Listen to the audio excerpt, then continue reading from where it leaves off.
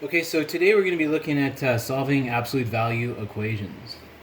So, first of all, the absolute value of 3 is 3, and the absolute value of negative 3 is also 3. And that's because, as you should already know, the absolute value is the distance from 0. So 3 is over here, and its distance from 0 is actually 3 units. And then negative 3 is also, as you can see, 3 units away. So when we're talking about the distance between 2 points on a number line, you can't get a negative. It's impossible. So that's one reason why it's always positive. So that's what the concept of absolute value is. But now let's apply this to solving equations. So this is a really easy equation.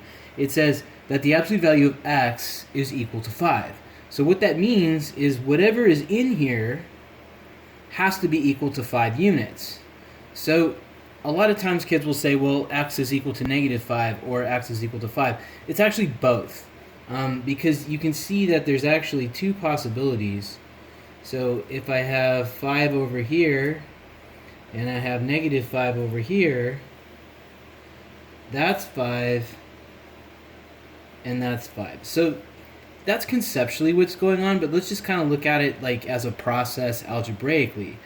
If you have the absolute value of x is equal to 5, you actually write that into two different equations. You have x is equal to 5 and x is equal to negative 5. So that's going to be a big theme as part of this whole thing, is that what happens is when you want to get rid of the absolute value symbols when you're solving an equation, what you need to do is you're copying one exactly the same without the symbols, and then you're copying one exactly the same except it's the opposite. So you have these sort of like two equations.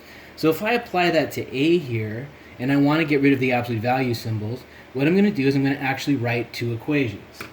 This part in here stays exactly the same. You can see that that happened here. I just kept it x. I didn't write one of these negative x. So I have n minus 3 over here and n minus 3 over here. So that part of the equation stays exactly the same. One of them is going to be 8, and one of them is going to be negative 8, just like I did up there. So remember, one of them is the opposite. So what I've got is two equations here. So I'm going to do my additive inverse on this. And then, as far as showing your work, it's actually a little bit easier than you think, because you can actually just write add inverse once, because you're literally doing the same thing twice. So this one would be 11, and this one would be negative 5. Okay? And you can always take these and check them. See, I could do 11 minus 3 is 8, and the absolute value of 8 is 8.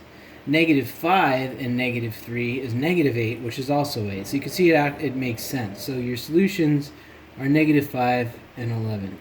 On this one over here, again, whatever's on the inside, I'm going to write exactly the same. You don't make an opposite one or something. So one of these is 3, and one of these is negative 3. So the only thing that's actually different is one of these is going to be the opposite of what it is right now. Remember, these equations are actually written like this. And then I'm going to do my multiplicative inverse on this.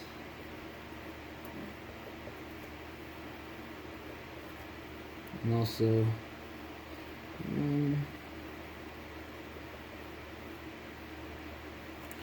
so that's the mult inverse. And this is going to be equal to 24. And, whoops, I lost my negative. This is going to be actually equal to negative 24. And you can see if I again plug that in, it makes all the sense in the world. And that is how you solve absolute value equations.